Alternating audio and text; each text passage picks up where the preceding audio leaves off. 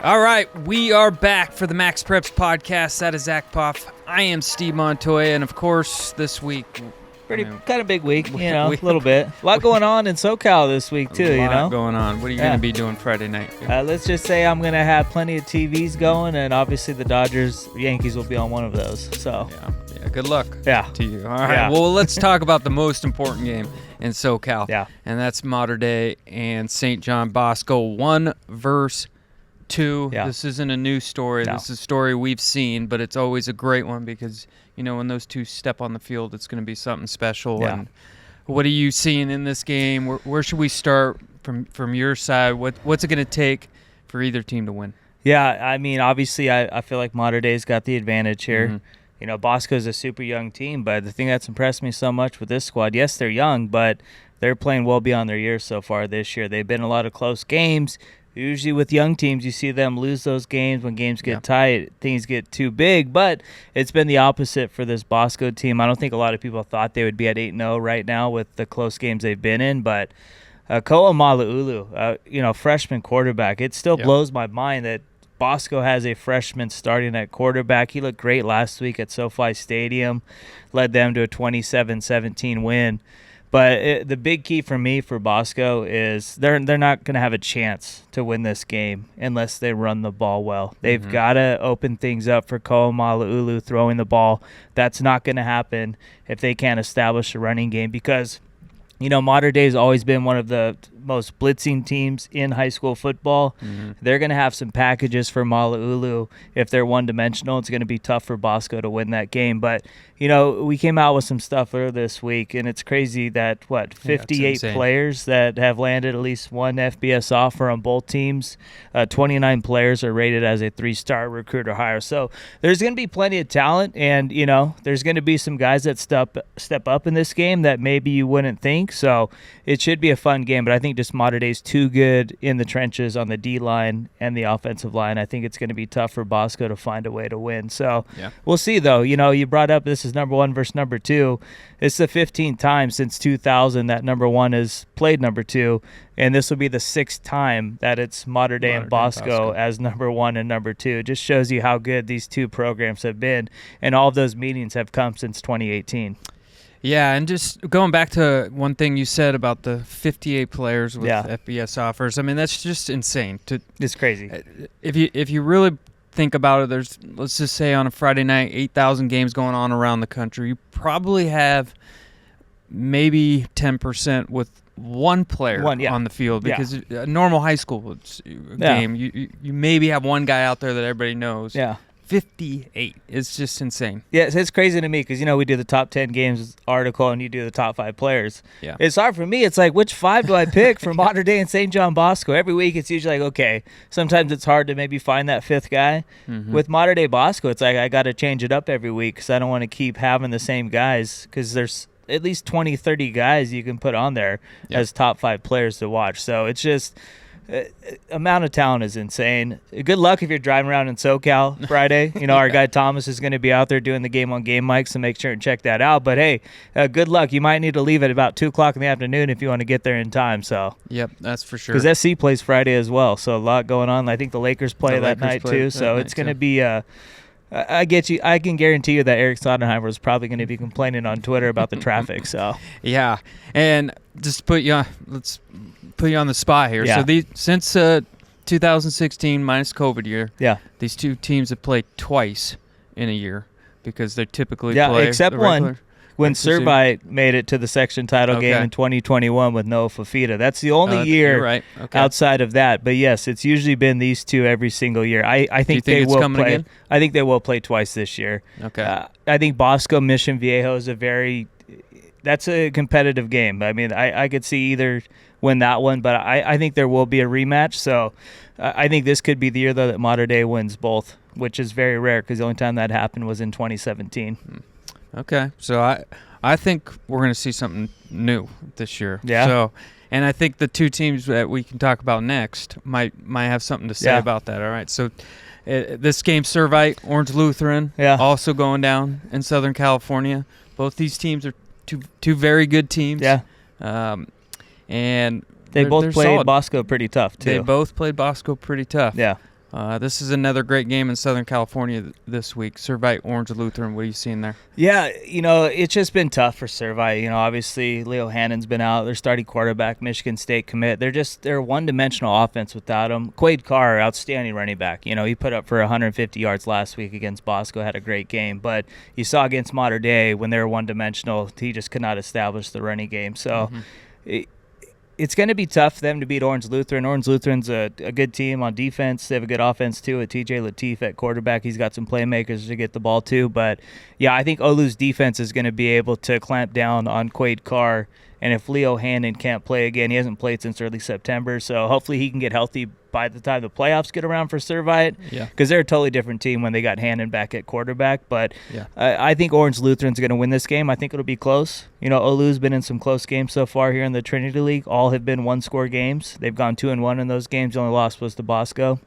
I think they're going to go to 3-1 in the Trinity League here and win a close game against Servite.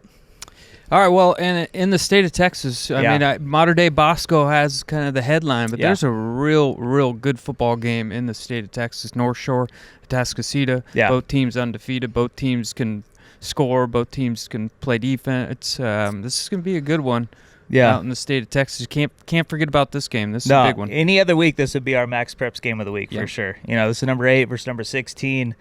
North Shore, they've played in the state title game in 6A D1 6 of the last 7 years. All of those have been against Duncanville. And Atascocita is like, hey, this could be our year that we don't allow you two to play, so we'll see what happens. But North Shore's, they've had Atascocita's number here as of late. They've won 8 straight meetings against Atascocita. The last time the Eagles beat North Shore was back in 2017. I think we're going to get a good game on Friday. I'm leaning North Shore, though. I think they're just too good on defense and too good on offense. Atascocita, if you can shut down the running game, it kind of limits their offense. But they got a big-time back in Torrey Blaylock. This guy's been having a tremendous senior season. Carde Mack at quarterback. He's a big-time playmaker, too. But I just think North Shore's got too many dudes, and I expect them to improve to 8-0 and win this game. I think it's going to be close early, and I think North Shore is going to kind of get a 2-3 score lead late. Caleb Bailey, one of the more underrated quarterbacks in the class of 2025. All right, another game in the state of Texas. Lake Travis, Austin Westlake. Lake Travis looking to go 8-0, and they're putting up some major points. They haven't scored less than 41 this year. Austin Westlake's, their only loss was to Atascocita, so they're a good football team. These are 2 storied programs in the state of Texas, and the crowd's going to be hyped there. It's going to be a good game. Yeah, Hank Carter's one of the most well-paid coaches in the country for a reason. This is the guy every year, Lake Travis, competitive program. They've struggled as of late against Westlake, though. They've dropped 4 in a row. The last time they won was in 2019 with Hudson Card at quarterback. So we'll see how things go. Westlake lost to Atascocita earlier this year, but Atascocita, a very good football team. So I'm leaning Westlake here. This is a program, they've been so consistent. They've made it all the way to the state semifinals 7 straight years. So they're doing a tremendous job, even with Todd Dodge retiring. Got a new coach there with Tony Salazar. He's done a tremendous job for the last couple of years. But, I think Westlake's going to win this game, and I think they're going to win by a couple of touchdowns. But Lake Travis, this could be the year they snap that 4-game skid against Westlake. But, I'm leaning Westlake here. All right, I got Lake Travis 42-35. Nice. Right, that'd be a fun game. This is a great rivalry, too. There's a lot of good rivalries this week. Obviously Lake Travis, Westlake, and then obviously Bosco, Mater Dei. So those are 2 of the best rivalries in high school football. Yep, and then let's close out with a couple games. IMG's still playing. They've had some impressive wins this year. Bergen Catholic, Cocoa, Venice. This would be a good win for them too, playing at East St. Louis, who's had a very good year. They're undefeated this season. So IMG on the road, East St. Louis. What are you looking at? Yeah, East St. Louis are 8-0. They've played pretty tough teams. This will be, since 2021, they've played programs like IMG. This will be the second time they're playing them. They played St. Francis Academy twice. They've also played St. John Bosco, Atascocita. So this is a program where they always play legit competition. Yep. But you mentioned it, man. I think IMG is just playing too good right now. I think East St. Louis is going to get their first loss of the season. Ty Hawkins having a tremendous year at quarterback. Mm-hmm. IMG's got a great offensive line. They're good in the trenches on defense. And they got this freshman wide receiver, Eric McFarland. This dude is absolute big-time playmaker. Get your popcorn ready. He's a special, special dude. I think he's going to have a big game on Friday, and I think IMG is going to win by a couple of scores. And then, staying with Florida, a Florida theme, American Heritage, St. Thomas Aquinas. At the beginning of the season, if you said this was 4-4 against 7-2, you'd probably be like, what are you talking about? There's no way it's going to be like that. But it's still a good football game. They're still both very good teams. They're both going to make runs in the playoffs. It's crazy. This is their last regular season game of the season. It's crazy we're already at that point here. But what do you see in this game? Yeah, I think you brought it up last week where sometimes people look at records and think, oh, this team sucks. They've lost 4 games. But if you actually watch Heritage and the teams they've played, they've dropped 3 one-score games against Miami Central, Chaminade, Madonna, and Norland. Yeah. And then they were in a very competitive game against Milton. They lost by 9 points. But it was a one-score game till Ethan Barbour had that long touchdown on 4th down or on 3rd and long. So and Milton's a potential national champion contender. Yes, so Heritage has played great. They have those 4 losses. And I tell you what, man, Diabell, he's having a great junior season. He had a good sophomore year, but he's just improved so much from last year to this year. He's thrown for over 2,000 yards. He's been more of a runner this year, too. He's special, man. Texas is getting a big-time quarterback. Obviously, he's got a bunch of playmakers. Malachi Tony, he's a 10 out of 10 on the sauce meter. Byron Lewis, big-time running back. But Aquinas, they're going to be well-coached. They're going to be ready to go. So this would be an interesting game. They're still mad. They lost to Chaminade Madonna 29-22 a couple weeks ago. And they got a sophomore receiver, Julius Jones. His dad played in the NFL, was a former running back. Julius Jones Jr., man, he's a dude. He's having a big-time sophomore season. And Aquinas, they've got some young guys too, so they're obviously going to have a chance to win their 6th straight state title this season.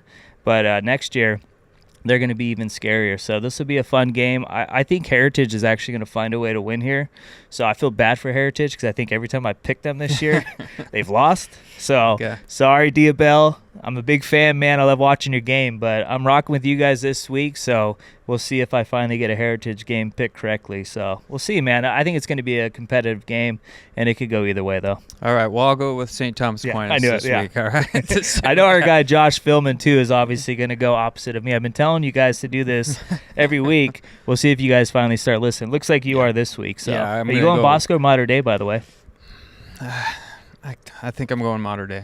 Yeah.